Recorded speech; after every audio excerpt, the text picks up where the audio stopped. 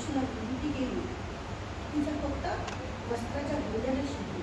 आम्हाला ती विनंती केली, जितक्याने शिवली ते परत केले. आपण या क्षणामध्ये काय करू शकतो?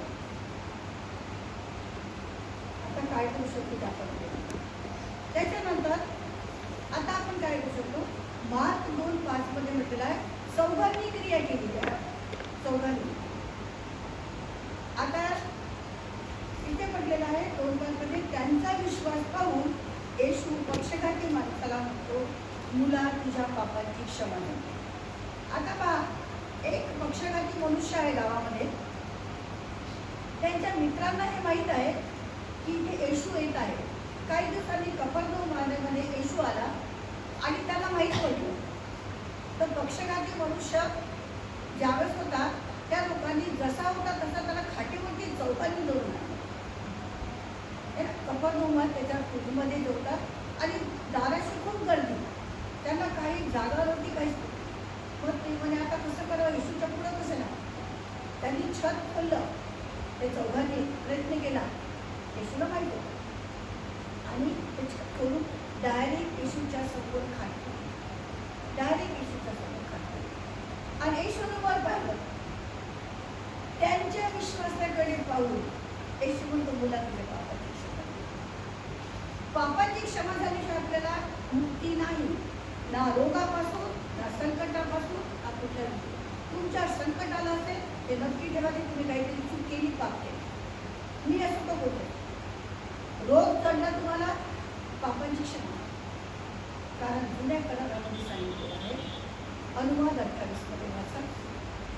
अनुवाद 28 पूर्ण आहे. आशीर्वाद आणि शाप, ते दोन्हीचं स्पष्टीकरण अगदी व्यवस्थित आणि याच्यामध्ये केलेलं आहे.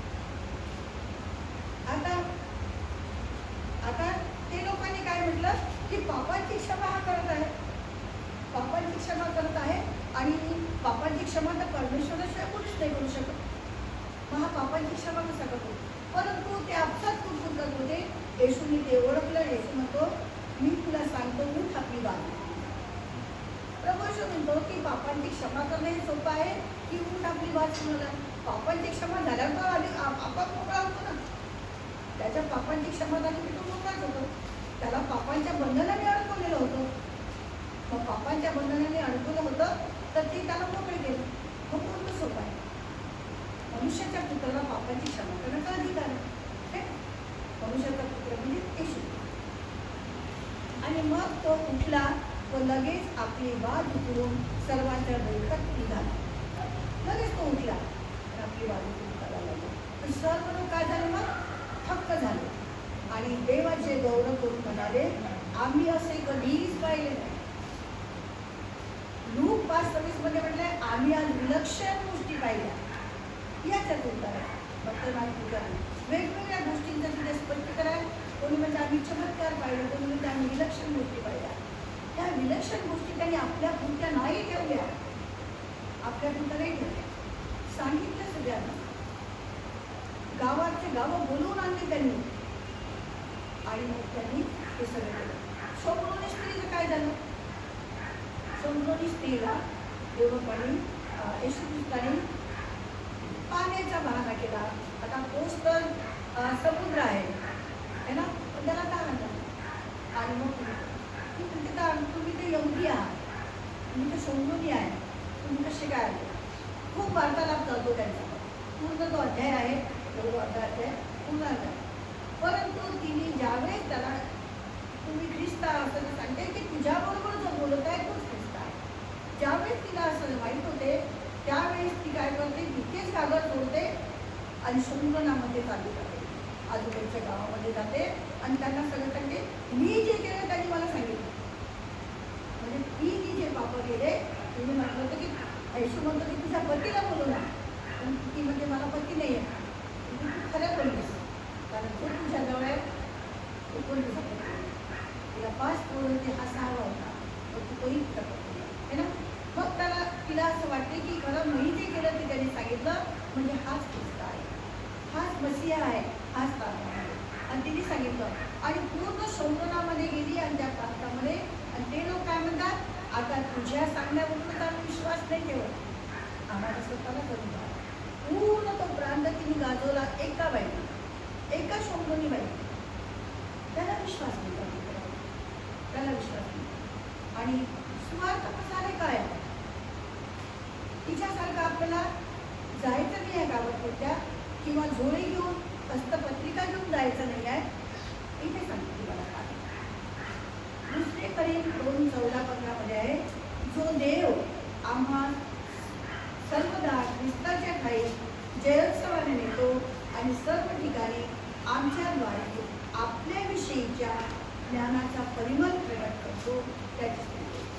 आपण परिमळ आहोत म्हणजे सुवास आहोत, सुगंध आहोत, सुगंध आहोत. आपण जर विश्वास ठेवला आणि त्याच्या साक्षी सांगितल्या तर त्याच आपलं सुगंध. आपण त्याच्या साक्षी सांगितल्या तर आपले अनुभव सांगितले, आपण येशूच्या गोष्टी सांगितल्या तर ते एक आहे. आणि 15व्या वचनामध्ये असं म्हटलेलं आहे, तारण प्राप्ती होत असलेले आणि नाश वाचा कोणाला भेटत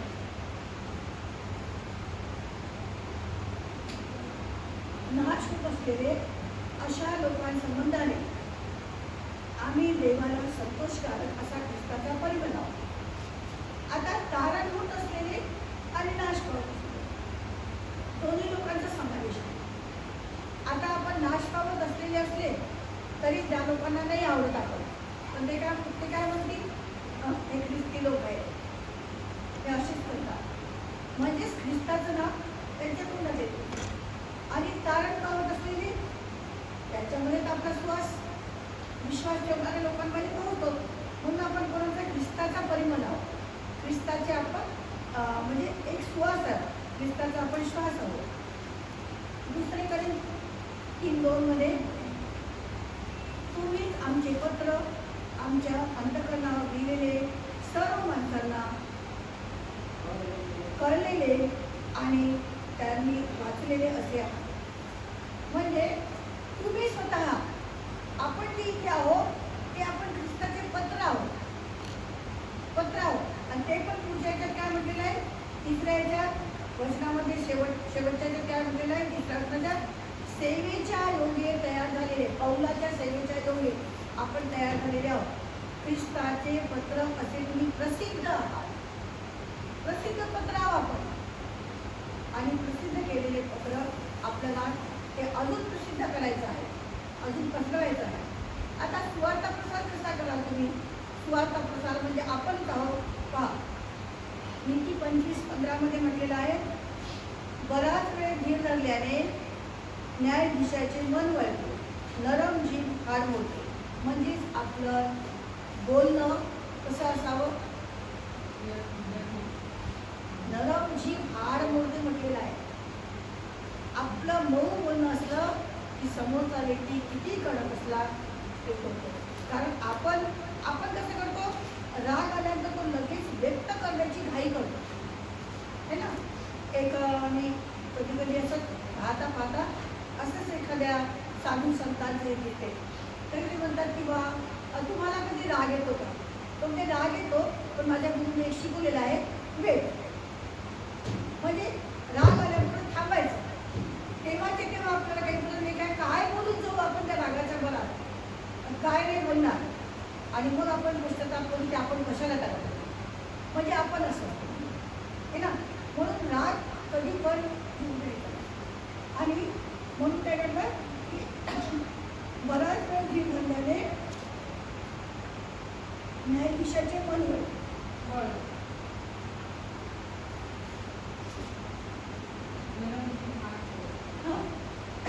म्हणजे आपलं बोलणं आणि आपली वागणूक.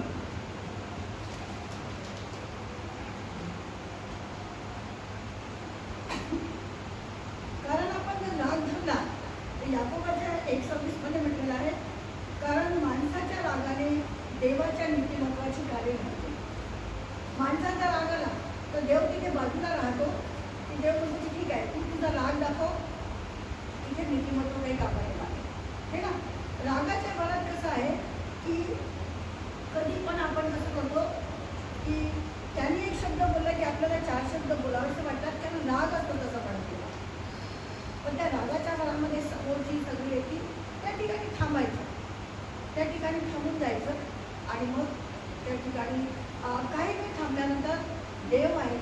देव कार्य करत काही नाही.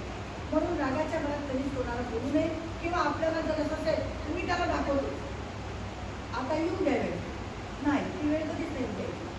आपल्याला ती वेळ पाहिजे नाही. 21:4-26 म्हटलेलं आहे, तुम्ही रागवा परंतु पाप करू नका. आपल्याला राग येतो आणि आपल्याला रागवावंच लागते, लहान लेकरांना रागवावं लागते, मारावं लागते, परंतु काय करायचं, पाप करू नका. पाप करू नका म्हणजे अनापशनात कोणाला बोलू नका. रागवा पण असे व्यर्थ शब्द नाही बोलायचे. रागवायचं पण तेवढं कुठं रागवायचं, व्यर्थ शब्द नाही बोलायचे. आणि तुम्ही रागात असता सूर्य मावळू नये, हे लक्षात ठेवा. खूप वेळ राग येऊ द्यायचा नाही. सूर्य मावळू नये म्हणजे सैतानाला वाव अर्थ अंधार होतो ना, त्याच आपल्या अंतःकरणात पण अंधार, की आपण तो विचार करत राहतो. हा माता या दृष्टीला येतेच एका दिवशी वेळ, आणि मग आईना उठ पहाड गेलीची तब बृहस्पती खाता, अब आए उठ पहाड गेली है ना. आपण नाही करत उठ पहाड पहाड गेली, वो परमेश्वर बराबर पहाड गेली ले पाहिजे, उसका तड़ाका खायचा.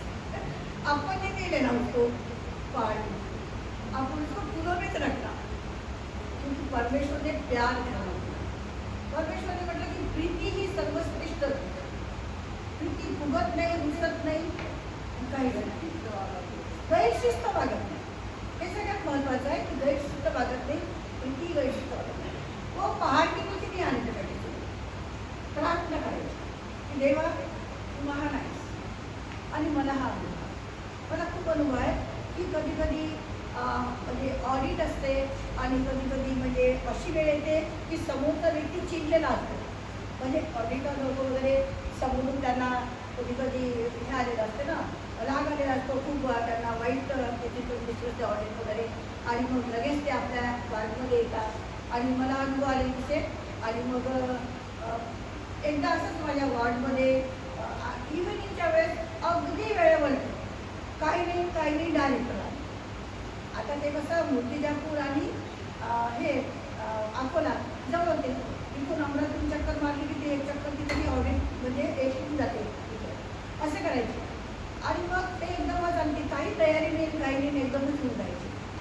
आणि मग एकदम आपण म्हटलं एकदम मला वळवा आला आणि मला सांगायला लागला की सिस्टर डायरेक्टर खाली आहे ना, डायरेक्टर खाली आहे. आणि मीडियात होती. तर मग मी म्हटलं तशीच उठली मी आणि वाड्यात गेली. वाड्यात म्हटलं सगळ्यांनी झोपून जा, सगळ्यांनी झोपून जा, अंगावर ब्लँकेट घ्या. ब्लँकेट लेलो आते आणि तुम्हाला पता की जो आहे मेमरीचं वाढ जे आहे ते गादी खाली उशाखाली घेऊन घ्या, उशाखाली घेऊन घ्या, अंगावर झोपून जा.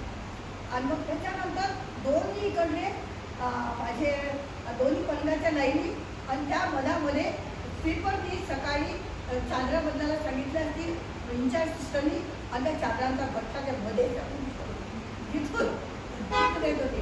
अरे बापरे. आणि मग ते तिथंच मी पडते, येशू त्यांचे पाय तिथंच थांबले आणि मी असं पायरी पल्ला खाली नको, ते गाठोडं असं पायरी नको, येशू तिथंच थांबले, ते तिथंच थांबले की ते तुला उदासून कोणत्या ह्या आहे, कोणत्या याचे आहेत, आणि कोणत्या दिवसाचे आहेत, first day, second day, third day, fourth day.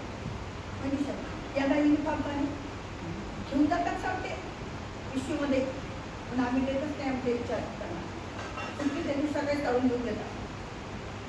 असं करून देऊ आपण. आणि येशू आतमध्ये राहायचाच, येशू तुम्हाला उत्तर द्यायला तू देते.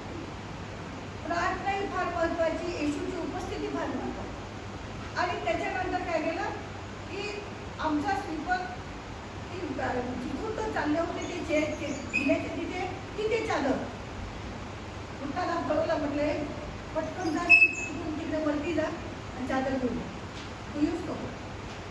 आणि चादर तिकडे पळवली ती आणि त्याला हे तर मग इकडे काय म्हटलं ते स्लीपरचं जे आहे.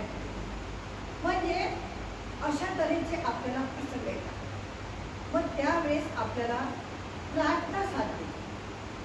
संकट येतात, सगळं येते, परंतु प्रार्थना करता येईल. परंतु त्या ठिकाणी मी वॉर्ड बॉयवर चिडली असती, काही चिडली असती, माझा काय फायदा झाला, त्यांना ओरडण्यात माझा वेळ गेला असता. है ना. आणि मग त्याला सांगितलं, म्हटलं दादा आज तू खा, हे घे 15-20 रुपये, काय खायचं ते खा, पण हे सारे झेंडे उतरवशील. म्हणजे सकाळीचे पहिल्या दिवशी ते झेंडे उतरवशील म्हटलं, कारण मला हे लिहायला वेळ आहे, मी लिहिते आता इथून काही करतो. बरोबर. अशा तऱ्हेने आमचा तो ऑडिटचा निर्णय आहे ना. तर मग अशा तऱ्हेने मजबूती पाहिजे आपल्या विश्वासात. मी खूपदा गुन्हे टिपून पण यूट्यूबवरती प्रार्थना केली.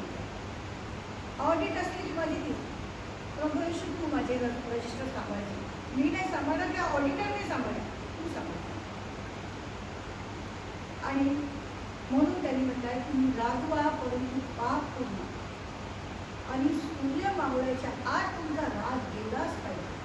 नाही तर तो अंधार होतो, तो अंधार आपल्याला ग्रासतो, सैतानाला वाव देऊ नका. स्पष्ट म्हटलेले आपल्याला 21:4 देवाने प्रत्येक गोष्टीचं मार्गदर्शन आपल्याला केलं, प्रत्येक गोष्टीचं पावलाचं मार्गदर्शन केलेलं आहे. आणि मग ही मजबूती पाहिजे आपल्याला. मजबूती, आता एक उदाहरण आहे, एक 3 पाळक त्यांचा मृत्यू झाला, ती स्वर्गात गेल्यानंतर प्रभू येशू ख्रिस्त म्हणतो की थांबा थोड्या वेळ घेऊन. हे उदाहरण आहे, एखाद्या पाळकात देखील उदाहरण आहे. आणि मग का बरं की तुम्ही खालीच थांबा, कारण अजून थोड्या वेळानंतर म्हणजे मी जागावर काय व्यवस्थित तयार करतो, काहीतरी सांगितलं. आणि मग सैतानाला बोलवतो, हे काही काळपर्यंत तुझ्या ताब्यात आहे, ते तुझ्या ताब्यात. सैतानाला देवा पण आपली परीक्षा पाहण्यासाठी सोडतो, आपण तयार. पण त्याच्यानंतर काय झालं, एक पाळक कोणता होता, प्रेयर योद्धा है ना, प्रेयर वॉरियर होता आणि प्रार्थना योद्धा होता. दुसरा करिअर बिझनेसमॅन होता, पास्टर.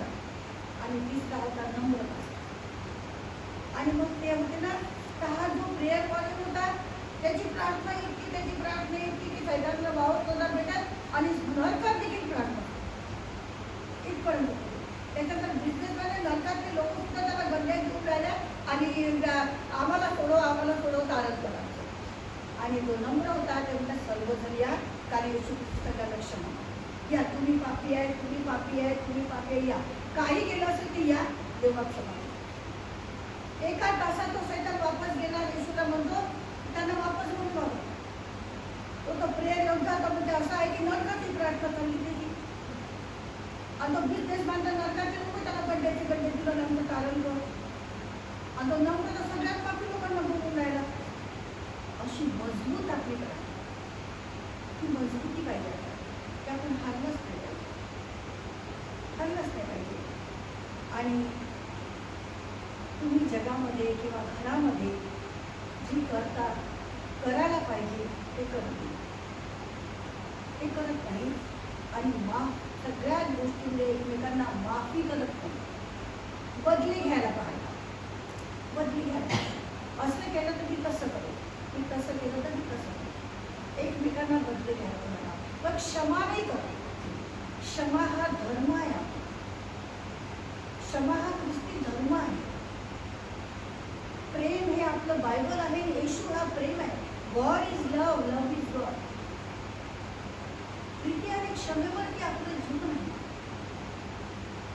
आज आपले म्हणजे लोकांना सुद्धा माहिती आहे, ख्रिस्तीच्या लोकांना, कारण मला सुद्धा मी नवीन गेली होती त्यावेळेस मला सांगितलं कसे काय मी ख्रिस्ती लेकरांचं उदाहरण, ख्रिस्ती सिस्टर लोकांचं उदाहरण सांगायचे. ते नाही तुम्ही इतकं नंबरामध्ये ते सिस्टर कुसळी आहे म्हणजे काहीच नाही, असं करतात, कसं करते तसं करते.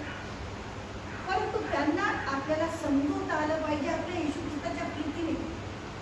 मग मी म्हणायचे की हे बापरे लोक आहे का सारखे, एक एकदमच टिंगा आहे, एक एकदमच असं आहे, असं आपल्या घरातली लोक असलं पाहिजे. असं काय म्हणलं, तुमच्या हिंदू लोकात धर्म नाही करायचा, तुमच्यात आमच्यात नाही करायचं. मनुष्य प्राण्यावर आणि मग आपल्याला ख्रिस्त दाखवावं लागतो त्यांना, आपल्याला तसं वागावं. पुष्कळ लोक काय करतात की ख्रिस्ती काही याच्यामध्ये ख्रिस्ती लोकांचा राग करतात आणि म्हणजे काहीतरीच वागत राहतात ख्रिस्ती लोक. आणि काही लोक कसे करतात, ख्रिस्ती लेकरांना म्हणून असं एक सिस्टर होती की आणि त्यांचा आणि हिंदू लोकांची खूप म्हणजे अशी हे करायची, जवळची होती. पण मग त्यांचं किती हे करतात, कारण की त्यांच्या सेंड ऑफला वगैरे शेवटच्या दिवशी मग कोणी तयार होतं, अपमानित होऊन त्याला करावं लागतं. अशा तऱ्हेने पण आपण वागलेलं पाहिजे की तुम्ही आपली किंमत घालली. आपली वागणूक ही सगळ्यात मोठी सुवार्ता प्रसार आहे. आपली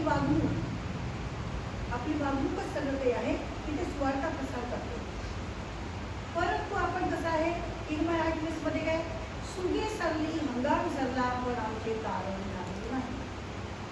सगळे उन्हाळे पावसाळे सगळे जातात, पण आपल्या कारणाचं नाव नाही, आपल्या चेंज होण्याचं नाव नाही, तर आपल्या एकमेकांना क्षमा करायचं नाव नाही. एकमेकांची क्षमा ही केलीच पाहिजे.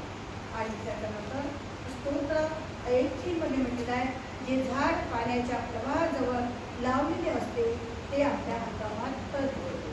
पाण्याच्या प्रवाहाजवळ आपण राहिलं पाहिजे, पाण्याच्या प्रवाहाजवळ राहिलं पाहिजे. आणि मग त्यानंतर पाण्याचा प्रवाह म्हणजे काय, जर बापाच्या वचनामध्ये राहिलं पाहिजे. आणि हंगामी फळ देते म्हणजे काय, त्याच्या वेळेस तो बरोबर फळ देतो, आपल्याला फळ देतो. आणि तो ज्याची पाने कोमेजत नाही अशा झाडासारखा तो आहे. जे काही तो सिद्धीस देतो ते तो पूर्णपणे, जे काही तो हाती घेतो ते सिद्धीस करतो. म्हणून आपल्याला जे काही आपल्याला हाती घेतलेलं आहे ते जर सिद्धीस जायचं आहे तर आपल्याला वचनाकडे लक्ष द्यावं लागेल, प्रार्थनेकडे लक्ष द्यावं लागेल आणि आपल्या देवबापाकडे लक्ष द्यावं लागेल. आपण नेहमी प्रार्थनामय, वचनमय, शास्त्रमय हे असलंच पाहिजे. ख्रिस्ती जीवन तेच एक आहे, तीच आपली सुवार्ता आहे. आपण वचनात असलं पाहिजे, वचन आपल्याकडनं दाखवलं गेलं पाहिजे. आपल्या वागणुकीवरून आपलं चालणं बोलणं वागणं हे सगळ्यात मोठी सुवार्ता आहे. आपल्याला आलेले अनुभव हे सगळ्यात पाहिजे. आपल्याला काही कुठे जावं नाही लागत, काहीच नाही. आपली वागणूक कशी पाहिजे की आपल्याला ते म्हणजे आपल्याला ते सगळं असतं. आणि नीती 16:32 मध्ये म्हटलेलं आहे की ज्याला लवकर क्रोध येत नाही तो पराक्रम करणाऱ्यापेक्षा श्रेष्ठ आहे.